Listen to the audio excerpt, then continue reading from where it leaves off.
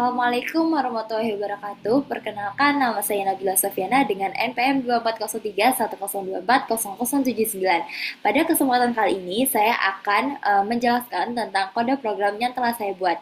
Pada kali ini, saya membuat aplikasi kalkulator data untuk mengurutkan sebuah angka. Pada perintah pertama, saya memasukkan import, yaitu digunakan untuk mengambil pustaka atau library pada Python bawaan. Di sini saya menggunakan dua perintah import, yaitu ada import time dan import OS. Import time sendiri itu library untuk fungsi terkait waktu, seperti jeda atau delay. Kemudian ada OS itu berinteraksi dengan sistem operasi. Contohnya untuk menampilkan atau membersihkan layar supaya layarnya itu tampak lebih clear. Selanjutnya saya itu memasukkan definisi fungsi. Yang pertama itu fungsi clear screen. Seperti yang tadi saya bilang, clear screen ini itu berhubungan dengan import OS karena pada clear screen ini digunakan untuk membersihkan layar terminal yang akan ditampilkan tadi. OS system di sini untuk menjalankan perintah terminalnya. Jadi CLS pada Windows itu OS name sama dengan tanda petik NT. Sedangkan pada Linux atau Mac itu menggunakan clear. Kenapa saya menggunakan perintah OS system CLS ini? Karena agar tampilannya itu tetap rapi di semua sistem operasi. Jadi mau pakai Windows, Linux atau Mac itu tampilannya tetap rapi dan sama.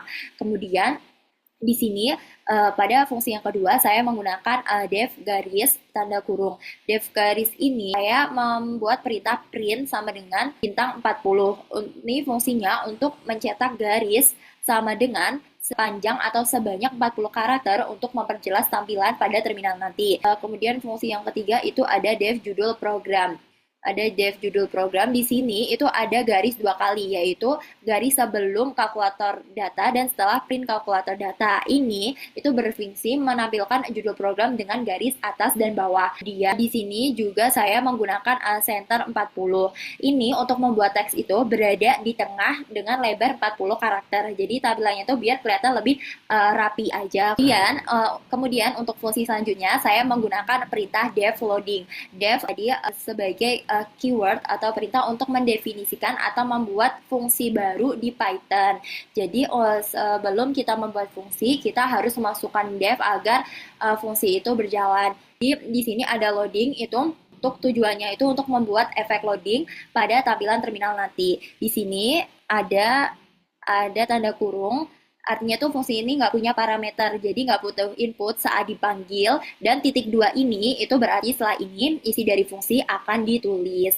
Kemudian di sini ada print sedang memproses data atau N. Di sini print, pastinya print itu untuk menampilkan teks di layar. Kemudian garis miring N ini itu sebagai new line atau baris baru. Jadi sebelum teks sedang memproses data ini akan ada baris baru supaya di terminal nanti itu kelihatan lebih rapi.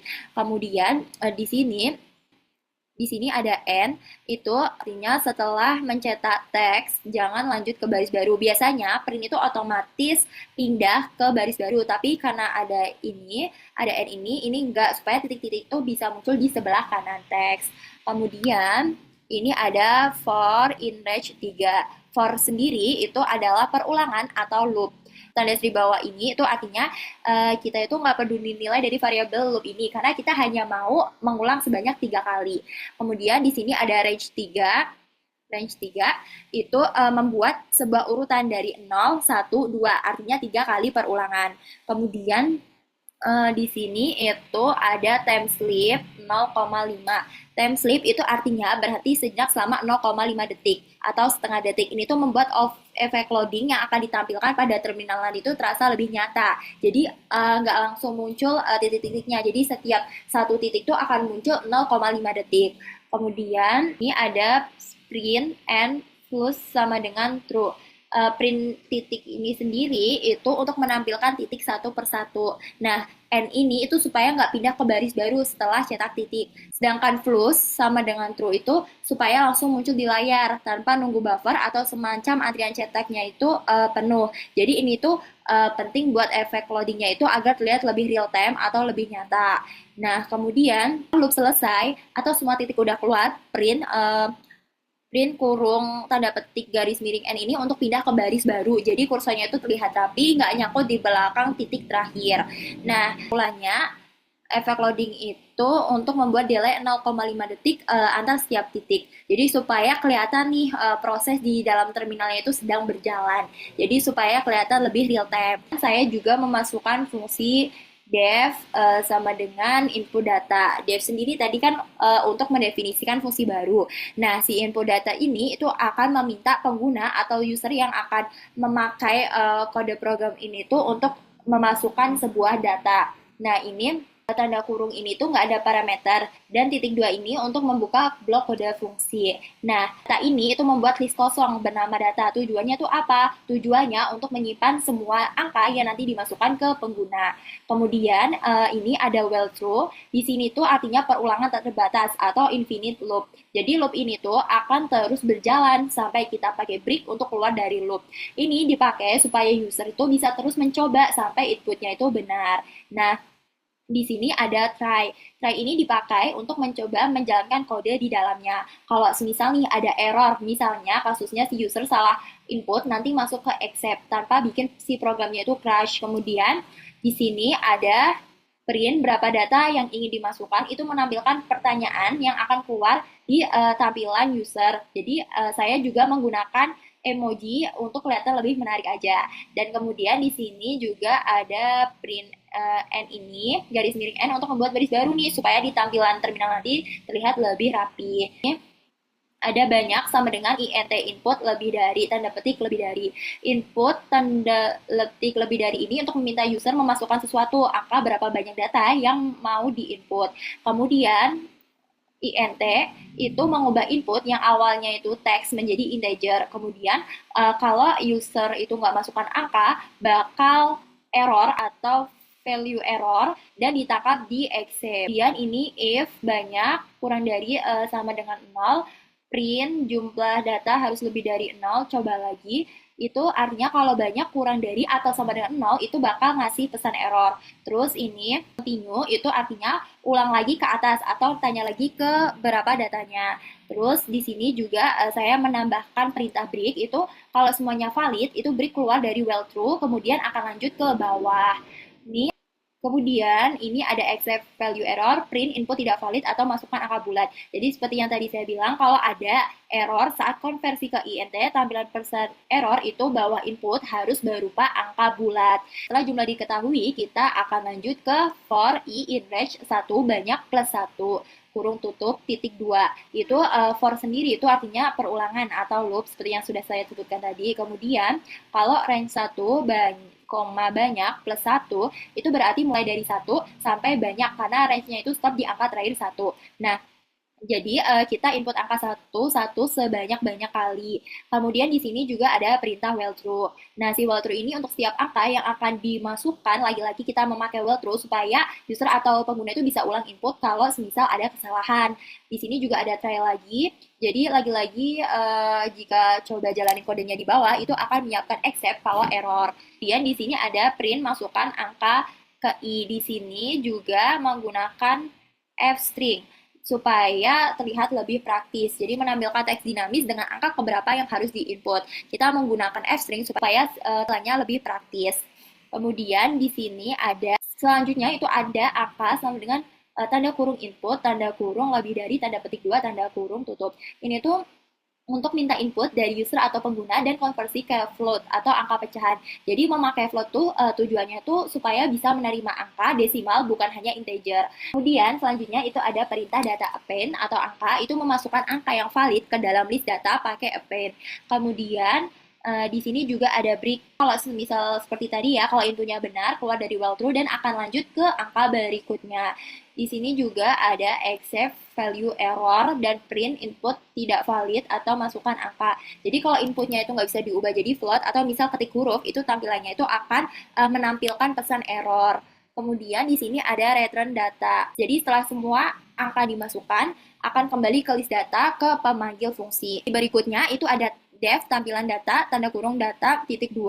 Jadi ini tuh berfungsi untuk menerima satu parameter data list yang berisinya angka-angka. Di sini juga ada print data yang telah dimasukkan. Jadi ini untuk menampilkan teks judul. Di sini saya juga memakai emoji supaya kelihatannya lebih menarik aja. Kemudian di sini ada for IDX nilai in enumerate tanda kurung data, start sama dengan 1.2, ini for, tadi kan untuk perulangan. Kalau IDX sendiri itu nomor urutan data, dan nilai itu sama dengan angka dari data itu sendiri. Di enumerate data start sama dengan 1, itu artinya ambil indeks dan isi data dimulai dari angka 1, bukan 0. Kemudian di sini ada print, f-string, itu menampilkan nomor data dan nilainya menggunakan f-string supaya kelihatan lebih praktis. Di sini juga ada print, tanda petik, tanda strip, bintang 40 itu menampilkan garis pemisah panjang 40 karakter. Jadi tujuannya itu biar tampilan di terminal alat itu kelihatan lebih rapi dan lebih jelas. Intinya kalau fungsi input data itu bertugas meminta user memasukkan angka secara aman. Jadi supaya nggak terjadinya error input. Nah, kalau tampilan data itu bertugas menampilkan isi data yang udah dikumpulkan tadi dengan format yang bagus. Selanjutnya ada fungsi def hitung statistik data. Jadi def kan tadi untuk mendefinisikan fungsi baru. Kemudian hitung statistik ini fungsinya untuk menghitung statistik dasar dari sebuah data. Nah, data ini terima satu parameter yaitu list data yang berisi angka-angka. Kemudian di sini ada maksimum sama dengan max data. Jadi si maksimum ini adalah fungsi bawaan Python untuk mencari nilai terbesar dari list data yang sudah dimasukkan. Kemudian hasilnya itu akan dimasukkan ke dalam maksimum ini. Kemudian ini ada minimum sama dengan min data. Jadi mencari nilai terkecil dalam list data akan disimpan di variabel minimum. Kemudian selanjutnya itu ada total sama dengan sum data. Sum data itu menghitung jumlah seluruh elemen dalam list data. Jadi hasilnya itu akan disimpan di variabel total. Kemudian ini ada rata-rata sama dengan total garis miring len data. Nah, len data sendiri itu menghitung jumlah elemen di dalam list. Jadi total garis miring len data atau total per len data ini rumus untuk mencari rata-rata atau jumlah semua data dibagi banyaknya data. Nah, ini juga akan disimpan di variabel rata-rata. Nah, di sini ada return, maksimum, minimum, dan rata-rata. Jadi return ini itu akan mengembalikan 3 nilai sekaligus, yaitu ada maksimum, ada minimum, dan ada rata-rata. Kalau fungsi ini dipanggil, kita bisa langsung mendapatkan 3 statistik tersebut. Nah, kemudian ada lagi fungsi yaitu def sorting data. Jadi fungsi ini tuh membuat fungsi baru sorting data untuk mengurutkan data. Fungsi ini juga menerima satu parameter data. Nah, kemudian di sini ada while true. Jadi artinya loop terus-menerus sampai user memberikan input yang valid. Nah, ini tuh dipakai supaya user atau pengguna tuh bisa coba lagi nih kalau semisal salah input. Nah, di sini ada print garis miring n bagaimana Anda ingin mengurutkan data, ada print tanda petik 1 ascending dari kecil ke besar, ada print 2 descending dari besar ke kecil, dan ada pilihan input lebih dari. Nah, tampilkan pilihan kepada pengguna atau user. Jadi ascending itu akan menampilkan dari angka yang terkecil ke terbesar. Kemudian kalau si descending itu akan menampilkan angka dari yang terbesar ke terkecil. Nah, si pilihan ini input itu menunggu input dari user. Jadi user bisa memilih mau memasukkan pilihan ke satu atau pilihan kedua. Pilihan satu return sorted data. Nah, si sorted data ini itu mengurutkan list data dari kecil ke besar atau ascending. Kemudian kalau return ini itu artinya langsung mengembalikan data yang udah diurutkan.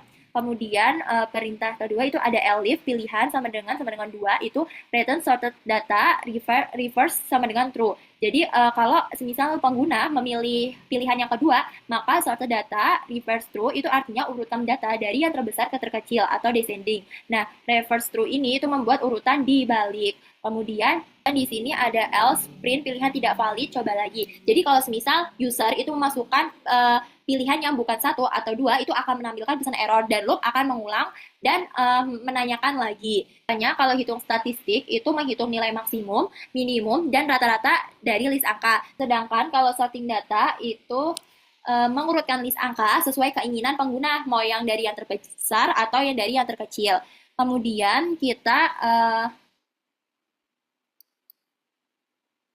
Kemudian kita memasuki fungsi selanjutnya, yaitu ada def tambah data. Di sini data ini fungsi ini bertugas untuk menambahkan data baru ke dalam list yang udah ada. Fungsi ini juga menerima satu parameter yaitu data, yaitu list data yang udah ada. Nah, kalau ini itu menampilkan teks ke layar itu memberitahu kepada pengguna bahwa sekarang akan menambahkan data. Ini juga saya memberikan emoji untuk mempercantik tampilan. Dan ini ada tambahan input data itu untuk memanggil fungsi input data yang sebelumnya telah kita bahas. Ini artinya user akan diminta lagi untuk masukkan beberapa data angka baru. Data tambahan ini akan disimpan di variabel tambahan, bentuknya akan list juga. Kemudian di sini ada data extend tanda kurung tambahan, itu artinya akan menambahkan seluruh isi tambahan ke dalam data yang udah ada sebelumnya. Beda dengan append, kalau si extend ini itu gabung isi list, bukan list dalam list. Nah, misalnya itu data 1, 2, tambahannya 3, 4, maka data extend-nya itu atau tambahannya itu jadi 1, 2, 3, 4. Nah, di sini itu ada print data berhasil ditambahkan. Itu memberi pesan ke user bahwa proses penambahan data udah sukses. Nah, selanjutnya itu ada fungsi main, def main tanda kurung. Itu membuat fungsi utama program yang biasanya disebut main tanda kurung. Terus di sini semua alur besar program itu akan dijalankan. Jadi ini disebut pusat program. Dan ini data membuat list kosong bernama data. Jadi ini akan digunakan untuk menyimpan semua data yang akan dimasukkan oleh user. Seperti tadi, while true itu perulangan yang nggak terbatas atau infinite loop, supaya program itu bisa berjalan terus sampai user itu memutuskan untuk keluar dari program. Nah, terus di sini kan ada clear screen seperti tadi. Ini tuh membersihkan layar supaya tampilan di terminalan itu kelihatan lebih rapi. Biasanya fungsi ini tuh berisi perintah seperti OS system, CLS, dan OS system clear, itu yang tadi sudah saya sebutkan di awal, yaitu untuk pengguna Windows dan Linux atau Mac. Kemudian juga ada judul program. Ini untuk menampilkan judul atau header sebuah program. Jadi setiap kali layar dibersihkan. Nah, kebetulan pada program kali ini judulnya itu kalkulator data. Nah, kemudian di sini saya memerintahkan beberapa print, yaitu ada print menu utama, kemudian ada print input data baru, itu memulai dari awal, jadi data lama akan dihapus dan akan mengisi data baru. Kemudian ada menambah data atau append, kemudian ada lihat statistik data, jadi bisa melihat nih ada maksimal, minimal, dan rata-rata dari data. Kemudian ada pilihan keluar dari program, jadi programnya ini akan berhenti. Kemudian ini ada pilihan sama dengan input, tanda kurung, tanda petik, garis miring N, pilih menu. Ini ada pilihan menu 1, 2, 3, dan 4. Jadi program ini akan meminta kepada user untuk memilih menu dengan memasukkan angka antara 1, 2, 3, atau 4. Input itu akan disimpan di variabel pilihan ini. Kemudian ada if pilihan 1, jika user memilih 1, maka akan menginput data baru. Nah, data input data ini untuk memasukkan data baru. Nanti hasil input tuh akan disimpan di variabel data ini. Nah, ini akan menghapus data lama karena kita assignment baru. Kemudian di sini ada tampilkan data-data. Setelah user selesai input, langsung akan menampilkan data yang udah dimasukkan ke layar. Ini ada loading di sini. Awal kan saya sudah membahas untuk fungsi loading itu untuk menampilkan efek loading sebelum lanjut ke proses berikutnya. Jadi biasanya ini akan membuat tampilan program itu kelihatan lebih hidup. Kemudian ini ada elif pilihan 3, yaitu aku di sini akan dicek kalau if di atasnya itu nggak terpenuhi. Kemudian ada elif pilihan 3. Jadi kalau user memilih menu 3, itu akan melihat statistik data. Elif itu artinya kondisi ini akan dicek kalau misal pada perintah if di atasnya itu nggak terpenuhi. Nah, ini adalah if no data titik 2, itu mengecek apakah data kosong. No data itu artinya kalau data kosong, kalau tanda kosong, tanda kurung, itu kondisi ini akan bernilai true. Kemudian ini ada print. Jadi kalau misalnya datanya masih kosong, akan memberitahu user kalau belum ada data dan meminta untuk mengisi datanya itu terlebih dahulu. Kemudian di sini ada perintah else. Jadi kalau misalnya datanya udah ada, akan masuk ke bagian ini. Nah, ini akan tampilan data. Data itu menampilkan semua data yang udah dimasukkan user ke layar. Menggunakan fungsi tampilan data, tanda kurung, itu yang sebelumnya udah kita buat. Nah, di sini itu ada maksimum, minimum, rata-rata, sama dengan hitung statistik data. Itu panggil fungsi hitung statistik data. Jadi nilai maksimum akan menghitung nilai maksimum dari data, nilai minimum dari data, dan rata-rata dari data. Hasilnya itu akan disimpan di 3 variabel, yaitu ada maksimum, minimum, dan rata-rata. Nah, kemudian di sini itu ada print statistik data. Nah, ini tuh akan menampilkan text heading. Jadi statistik data Anda. Di sini juga saya menambahkan emoji. Kemudian di sini ada printf string nilai maksimum, titik 2 minimum. Di sini ada beberapa perintah printf string. Ini menampilkan hasil nilai maksimum, minimum, nilai rata-rata dibulatkan 2 angka di belakang koma. Jadi kita menggunakan round rata-rata koma 2 ini tuh supaya nilai rata-ratanya itu dibulatkan 2 angka di belakang koma saja. Misal nih rata-ratanya 4,6666 akan tampil menjadi 4,67. Kemudian di sini ada data urut, sorting data. Jadi user tuh diminta untuk memilih apakah mau mengurutkan data secara ascending atau descending. Nanti hasil pengurutannya itu akan disimpan di data urut. Kemudian di sini ada print data setelah diurutkan. Nah, ini akan menampilkan text heading data setelah diurutkan. Di sini juga ada perintah print data urut. Kemudian di sini juga ada perintah loading, itu menampilkan efek loading menggunakan fungsi loading yang tadi di awal. Nah, biar ada jeda aja, kelihatannya tuh biar kelihatan lebih hidup dan lebih profesional. Jadi pada Elif pilihan 4 ini itu adalah menu keluar dari program. Nah, pada Elif pilihan 4 ini saya meminta perintah untuk menampilkan ucapan terima kasih kepada user. Kemudian di sini ada garis. Nih, garis itu memanggil fungsi garis. Biasanya ini tuh buat menampilkan garis pemisah supaya di terminal nanti itu kelihatan lebih rapi. Di sini juga ada break, itu menghentikan perulangan atau well through. Artinya program itu akan keluar dari menu utama dan program berhenti. Jika input user salah, maka akan masuk ke perintah else. Di sini ada print pilihan tidak valid, silahkan pilih lagi. Jadi kalau misal user memasukkan bukan pilihan 1, 2, 3, atau 4, program tuh akan ngasih peringatan. Nah, kemudian itu tuh akan continue, artinya kembali ke awal loop untuk memilih menu lagi. Nah, setelah pilihan selesai itu nanti akan ada pertanyaan kepada user atau pengguna itu apakah akan kembali ke menu utama atau keluar dari program. Di sini juga ada if lanjut lower ini tuh mengubah input user jadi huruf kecil semua. Misalnya besar jadi Y kecil. Kalau jawaban user bukan Y, maka program akan keluar. Juga ada perintah print terima kasih, itu menampilkan ucapan terima kasih lagi ya. Dan akan menampilkan garis, kemudian lanjut ke break, keluar dari while, dan program akan berhenti. Kemudian di akhir program kita menambahkan if tanda strip panjang name sama dengan main, itu artinya kalau file ini dijalankan langsung akan memanggil fungsi main. Nah, kalau file ini diimport ke file lain, kode mainnya itu nggak akan otomatis jalan. Cukup sekian penjelasan dari saya akan menampilkan hasil kode program yang telah saya buat. Ini adalah tampilan dari program yang sudah saya buat. Di sini kita bisa melihat ada tampilan menu yang bisa kita pilih. Saya akan masukkan pilihan ke satu, kemudian saya ingin masukkan 3 data. Nah, otomatis si program ini akan menghitung data yang sudah kita masukkan. Kita juga bisa menambahkan data, kita bisa memilih nih apakah akan ingin kembali ke menu utama. Jika ingin kembali ke menu utama, mencoba menu-menu yang lainnya, kita bisa pilih yang Y, bisa menambahkan data. Nah, ini otomatis data akan digabungkan. Kemudian kita juga bisa menghitung statistik data. Nah, ini otomatis datanya itu akan terhitung mulai dari nilai maksimum, nilai minimum, dan rata-rata. Di sini juga kita bisa memasukkan untuk mengurutkan data. Kita bisa mengurutkan dari yang terkecil ke terbesar atau terbesar dari terkecil. Berikut hasil dari kode program yang telah saya buat. Terima kasih banyak. Mohon maaf apabila masih banyak kekurangan. Wassalamualaikum warahmatullahi wabarakatuh.